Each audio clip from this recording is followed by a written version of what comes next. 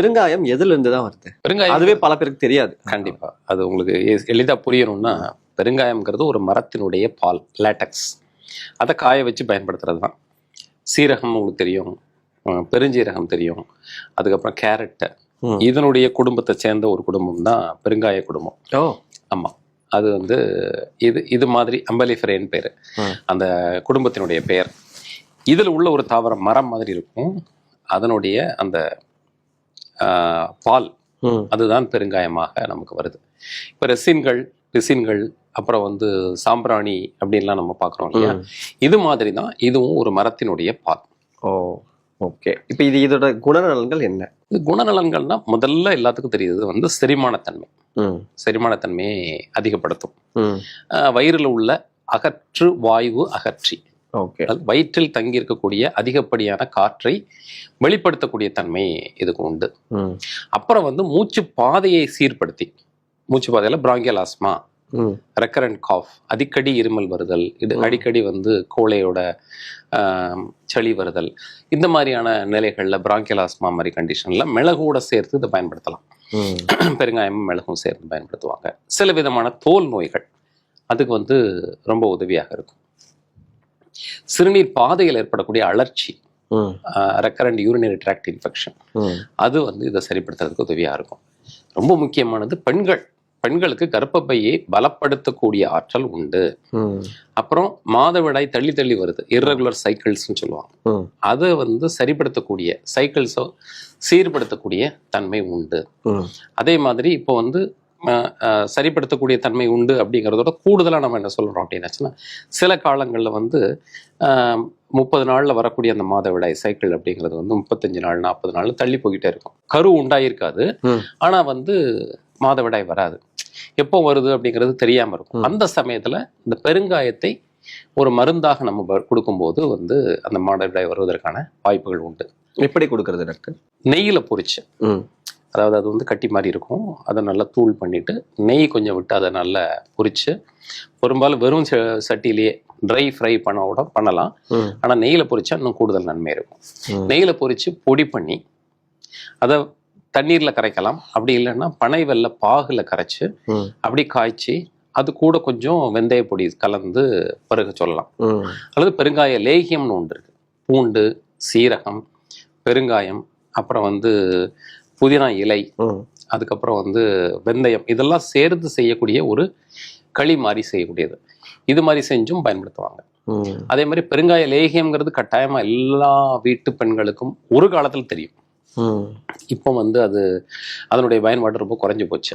இது ரொம்ப முக்கியமா எதுக்காக கொடுப்பாங்க அப்படின்னாச்சுன்னா, குழந்தை பிறந்த பிறகு கர்ப்பப்பையினுடைய அழுக்கை அகற்றுதல் அப்படின்னு ஒரு தன்மை உண்டு. அதை உள்ள வந்து இன்ஃப்ளமேஷன் எல்லாம் குறைச்சு அதெல்லாம் ஹீலிங் ப்ராப்பர்ட்டி, அதாவது உள்ள கர்ப்பப்பையை பலப்படுத்தி தயார்படுத்தி அடுத்த மாதவிடாய் பூப்புக்கு தயார்படுத்துறதுக்கு இந்த பெருங்காயம் ரொம்ப அந்த அளவுக்கு உதவியா இருக்கும். ஸோ அந்த பெருங்காய லேகியம் அப்படிங்கிறது வந்து காலையிலையும் மாலையிலையும் இருந்தாச்சுன்னா அந்த இன்ஃப்ளமேஷன், அதாவது குழந்தை பிறந்த பிறகு அந்த உள் உறுப்புகளை பலப்படுத்துவதற்கும் பக்குவப்படுத்துவதற்கும் தயார்படுத்துவதற்கும் இந்த பெருங்காயம் உதவியாக இருக்கும். அந்த மாதிரி ரத்த ஓட்டத்தை சீர்படுத்துறது, இதயத்தை பலப்படுத்துறது, வயிற்றில் உள்ள கிருமிகளை நீக்கிறது. முதல்ல குடல்ல இருக்கு வந்து ஹெச் பைலோரின்னு சொல்லுவாங்க, ஹெலிகோபாக்டர் பைலோரின்னு சொல்லிட்டு, அதுதான் பெரும்பாலான அந்த வயிற்றுப்புண்களுக்கு காரணம் அப்படிங்கிற மாதிரி நவீன உலகம் சொல்லுது. அந்த வயிற்றுப்புண், வயிற்று எரிச்சல், நெஞ்சு எரிச்சல், ஈசோபேகஸ், அதாவது உணவு பாதையில் ஏற்படக்கூடிய அந்த அலர்ச்சி, இதெல்லாம் நீக்கக்கூடிய ஆற்றல் வந்து பெருங்காயத்துக்கு நிறைய உண்டு. அந்த குடலில் வந்து மீளாத சில நோய்கள்னு ஒன்று உண்டு. மீளாத நோய்கள்னா இர்ரிவர்சிபிள் கண்டிஷன்ஸ்னு மாடர்ன் சயின்ஸ் சொல்லுது. இது irritable bowel syndrome, inflammatory Powell disease, அதே மாதிரி சில குரோன்ஸ் டிசீஸ்ன்னு சொல்லக்கூடிய அந்த கண்டிஷன், இதுக்கெல்லாம் பெருங்காயம் அருமருந்தாக இருக்கும். அது என்ன பண்ணுவோம் அப்படின்னாச்சுன்னா, ஆரோரூட் பவுடர் அதை தண்ணீரில் கரைச்சி கஞ்சி மாதிரி காய்ச்சி அது கூட கொஞ்சம் பெருங்காய பொடி, கொஞ்சம் கல். என்ன பவுடர் சொன்னீங்க? ஆரோரூட் பவுடர், கூகை மாவு. தமிழ் அதுக்கு பேர் வந்து கூகை மாவுன்னு பேரு. ஆரோரூட் அது வந்து மஞ்சள் கிழங்குடைய ஒரு குடும்பம். ஓகே. இது எப்படி கேரட் குடும்பம்னு சொல்லணும், அது வந்து மஞ்சள் குடும்பம். அந்த மஞ்சள் குடும்பத்துல இருக்கக்கூடிய ஒரு கிழங்குக்கு பேரு கூகை கிழங்குன்னு பேரு. நாகர்கோயிலெல்லாம் அப்படியே வீட்டுக்கு வாசல்லே விளையும். அதை எடுத்து அவங்க வந்து நல்லா கட் பண்ணி அதை நிழல்ல காய வச்சு பொடி பண்ணி கூகை மாவுன்னு பண்ணுவாங்க. அது கஞ்சியா காய்ச்சி அது உணவாக பயன்படுத்தலாம், வயிற்றுப்போக்கு இருந்தால் அந்த ஆரோட்டி மாவு அப்படின்னு வழக்கத்துல சொல்லுவாங்க. ஆரோ ரூட்டுங்கிறது வந்து மக்கள் ஆரோட்டி மாவுன்னு சொல்லி பழகிட்டாங்க. கிராமங்கள்ல இன்னைக்கும் ஆரோட்டி மாவு கஞ்சி வச்சு கொடு அப்படிம்பாங்க. ஆரோ ரூட் பவுடர் கஞ்சி குழந்தைங்களுக்கு வயிற்றுப்போக்கு இருந்தாலும் பெரியவங்களுக்கு வயிற்றுப்போக்கு இருந்தாலும் இந்த ஆரோ ரூட் பவுடரை கஞ்சி மாதிரி காய்ச்சி கொடுக்கலாம்.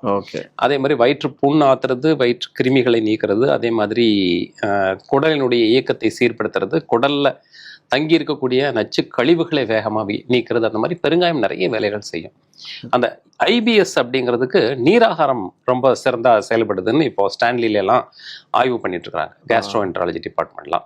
அதுல என்ன பண்ணுவோம்னா, நீராகாரம் பழைய சோறு தண்ணீர் இருக்கு இல்லையா, அதுல கொஞ்சம் பெருங்காயத்தூள் போட்டு தினசரி நம்ம குடிச்சுக்கிட்டே வந்தோம்னா இந்த பலன் கூடுதலாக கிடைக்கும். சில குடலை வந்து அறுவை சிகிச்சை பண்றதுக்கு பதிலாக இதை முயற்சி பண்ணி பார்த்துட்டு இந்த ஹீலிங் ப்ராசஸ் நடக்கலைன்னா திரும்ப அறுவை சிகிச்சை பண்றது மாதிரி சில கேஸ்ட்ரோஎன்ட்ராலஜிஸ்ட்ல அதை பண்ணிட்டு இருக்காங்க, பயன்படுத்திட்டு இருக்கிறாங்க. ஸோ பெருங்காய லேகியம் சொல்லிட்டு நாம கொடுப்போம். அதுல சில மருந்து பொருட்கள், லவங்கப்பட்டை, லவங்கப்பத்திரி, இது மாதிரியான சில மூலிகைகள் அதில் கலந்து செய்யக்கூடிய லேகியங்களும் இருக்கு. அது மாதிரி இந்த பெருங்காயத்தினுடைய நன்மைகள் அப்படிங்கிறது ஏராளம். கட்டாயமாக உணவை செரிமானம் பண்ணி அது குடலினுடைய உறிஞ்சக்கூடிய தன்மையை அதிகப்படுத்தக்கூடிய ஆற்றல் பெருங்காயத்துக்கு உண்டு.